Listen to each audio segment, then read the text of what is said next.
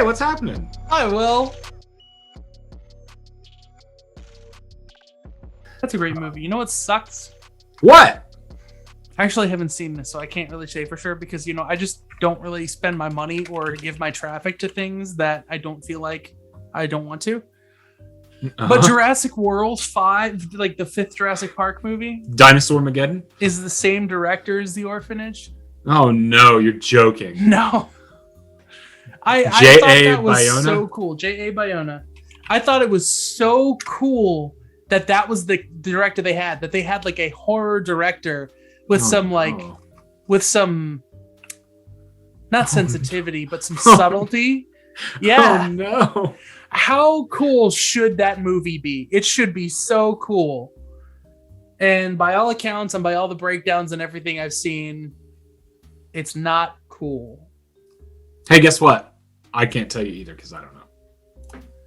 Didn't see it. Well, it's not an Indo-Rex right now. It's an Indo-Raptor. So he didn't write it. Mr. Bayona didn't write the movie. It's like, yeah, it was well directed, but that's because they gave him, please sculpt something out of these feces, Mr. Bayona. No, people have literally admitted, we needed a story as an excuse to get to the movie we've been wanting to tell. And I feel like that's just some nonsense they say to the press, but it is true that Colin Trevorrow has been saying since Jurassic World, what he wants to do is a movie about dinosaurs unleashed and out in the world. Mm-hmm. Why they didn't just fucking do that, I don't know. Right. Why they have a slasher movie about one raptor. Yeah, instead. I can understand Jurassic World is like right around the time of Force Awakens. It was right before it that it did sort of like a soft reboot, kind of introduce some new characters kind of thing. Like if you came back in with a totally different concept from the original movie, then maybe you wouldn't have as big of a budget. People wouldn't trust it, whatever. Mm-hmm. But why then you needed a 5th movie to bridge the gap? I don't understand. Especially since you already had to do like continuity issue stuff in order to get the dinosaurs like out. Like it's the island was an active volcano the whole time. One of the massive dinosaurs that was in the middle of the park is now contained in a water thing on the edge of the park and busts out of a wall. Like just weird stuff like that. You could literally just have it be, we finally did it. The park is open in America. Why back on the island? Right.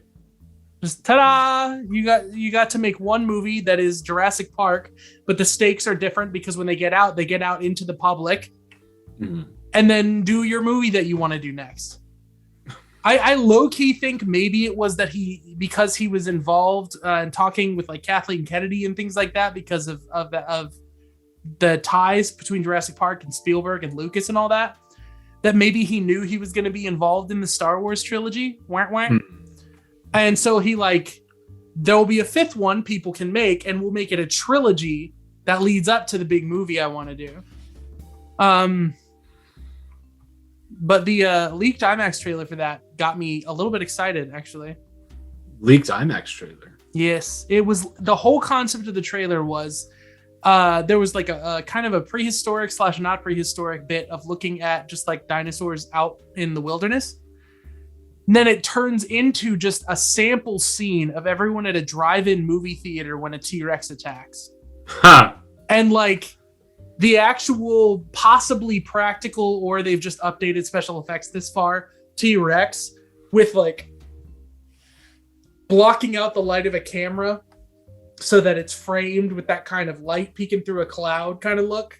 And like there was just something really cool about it. But I don't know. That's the movie he wanted to make, so I may go see that just because that was the point.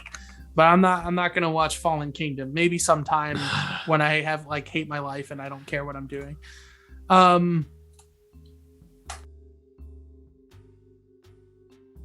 man, you all saw The Green Knight, didn't you? Yeah, I actually was thinking of The Green Knight instead of Malignant as the review we would do. That's That's a divisive movie, I think. That is a divisive movie, but you know what? I can very concisely say how I feel about The Green Knight. I hated the soundtrack. I could have lived through everything else in that movie and then made it to the ending that saved a lot of things for me. So much more passion in my brain for caring about what's happening. If it weren't for the ambient noise trying to ramp up the tones of horror the whole time. That's it. There's a lot of heavy strings. I don't really remember the soundtrack. That's part of it. I really feel like it should have been more of a classical thing and let that stand in contrast to the darker visuals and the slower horror style direction of the movie. It's kind of like Nightcrawler in 2014. Oh, that's the one I'll look up is Nightcrawler. Nightcrawler has a classical movie score that makes you feel like you're supposed to root for Jake Gyllenhaal. And that's sort of more twisted. Mm-hmm. So while he's succeeding, that's actually really dark and tragic because he's like kind of a creep and a freak. Yeah. So him winning at all costs gradually turns darker and darker and darker, but it's still like the music is like, ta-da, like he made it, like hooray. And you're just like, you feel so weird unless you know what you're listening to, and then you realize you're like, he's the hero, and that's, you can't not see him that way. Right. Special Halloween shout out to the people who need no shout out, to Dead Meat for pointing out a neat little paradoxical loophole in the movie Halloween H2O, which was partially written by the scriptwriter for Scream, Kevin Williamson. Mm-hmm. He's watching Halloween in order to pull that off. Turn around, Jamie. Everyone who knows that his name's Jamie Kennedy. That's great. So in Halloween H2O, the characters are watching Scream 2 on their television. But in Halloween H2O, the first Halloween is canon. Oh, so in Halloween H2O, Scream is canon, which means the first Halloween movie and the events of the first Halloween movie are both real. Like, oh my God. It's a weird thing. It's a documentary. Yeah. That's like Zodiac. Mark Ruffalo's character, Tosky, is the real life police officer that Dirty Harry is based on. And in Zodiac, he goes and watches Dirty Harry. Oh, no. Well, actually, which, I mean, it's real life. Zodiac is real life. And also, Dave Tosky, the real person, could have gone and seen Dirty Harry. Yeah, he could have. He would have been like, that's not how it was. Because he was kind of a goofy looking dude, and he had a huge bow tie in a lot of pictures. He was funny. So have you heard about the reveal of the Zodiac Killer? Yeah, it was the guy with the bunnies in Seven Psychopaths. Yes, it was. But no, what were you going to say? They found the real name of the guy. Like the people, I don't know if it's the same people. Is this a setup for a bit? No. For the people who, it just came out a little while ago. His name is Greg. Let me look it up. Ted Cruz. Got it. Uh-oh. Cold case team Zodiac Killer ID linking to another murder. FBI shuts down claims Zodiac Killer has been identified. Gary Francis Post? A group of around 40 investigators dubbed the Case Breakers published a press release claiming they had identified the Zodiac Killer as Gary Francis Post, a man who died in 2018. The FBI San Francisco media team confirmed to the Washington Examiner in a statement the Zodiac Killer case remains open as they currently don't have any new information to share with the public. Post's identity as the supposed Zodiac Killer was linked on the basis that both men had matching head scars and forensic evidence found at the murder scene of Sherry Jo Bates. Forensic evidence includes a wristwatch left behind, blah, blah, blah. After posting findings on the internet, findings were widely discussed, ultimately disregarded. Hang on. Senator Ted Cruz posted a meme to Twitter expressing his thankfulness for the Case Breakers' revelation of the Zodiac Killer's identity. Oh, boy. What world do we live in? I want to get off this ride, Eric. Well, supposedly the thing that I had read is that one of the letters from the Zodiac killer said that he was gonna tell them his name, and then there were ciphers that they couldn't crack afterwards. Supposedly, another piece of evidence pointing to them is that Gary Francis Post, those letters, he wrote ciphers that people couldn't solve. And part of the reason they couldn't solve them is because the letters in Gary Francis Post were scrambled and thrown randomly into the letter. So he used his name to break up the message that he was sending. So interesting.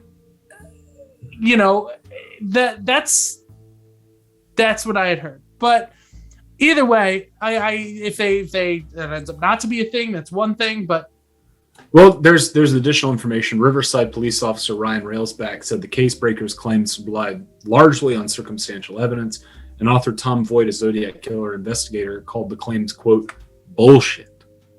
Voigt noted that no witnesses in the case described Zodiac as having scars on his forehead. Maybe not. I don't know. I think the thing that I love so much about that movie is sort of something we're seeing right now, which is a bunch of people grounded in believing they did their work the best they could, not being willing to admit the possibility of a flaw, rooted themselves in the obsessions that they had on what would break the case. Some people thought it was handwriting. Some people thought it was eyewitness statements. Some people were saying, like, you got to find like a motive, the shoe prints, the guns. Arthur Lee Allen is a big suspect that they never, like whatever. But the point is, they had really poor, crappy communication between branches in different counties. And in a pre-digital world, you just couldn't share records in a way that would effectively let them communicate and catch what they needed to catch. And it's funny because to this day, new evidence comes out about it, and you have a bunch of people saying, bullshit, that's not what I heard. Like, in some of the articles about the thing naming someone who's not Arthur Lee Allen, there's still people saying Arthur Lee Allen never handwriting didn't match. Right, yeah. But like, they point out in the movie, and it's a movie, grain of salt, but right. The amount of work that they did with that being the explicit purpose of the movie, they point out Arthur Lee Allen was ambidextrous, and they never got samples of both hands. Right, yeah. So like, it's people saying like, no, bullshit, this thing right here in front of my face doesn't match. Without anyone being open to the idea of like, and I think a part of the thing that people hold on to is exactly perfectly what they point out in that movie is Jake Gyllenhaal just needs to look him in the eyes and know that it's him. And I think there are so many families that are probably tired of this and lost people and just want that suffering to go away. But at the same time, there's some catharsis in the idea of knowing what happened. It's not going to make it better. But the idea that we caught him, we knew. He's not some infamous person who got away. There was just a couple of screw-ups, and he wasn't all that special. There's something so hopeful in that for the families that had to suffer that I still get myself like caught up. Like, I wish people would start taking it seriously and putting it together. Like us reassign someone to look at the case, talk to the new people who had broken these codes, compile the evidence from all the different counties, give them license to do what they need to do, and make like a final statement on what you think it is. Because here we are. We've now identified someone, but they died 3 years ago. Only 3 years ago. If people had been on it, who knows? If we had identified him and you had been able to get him to confess because he thought he was dying anyways, how much different your case would be, how much different the world would be.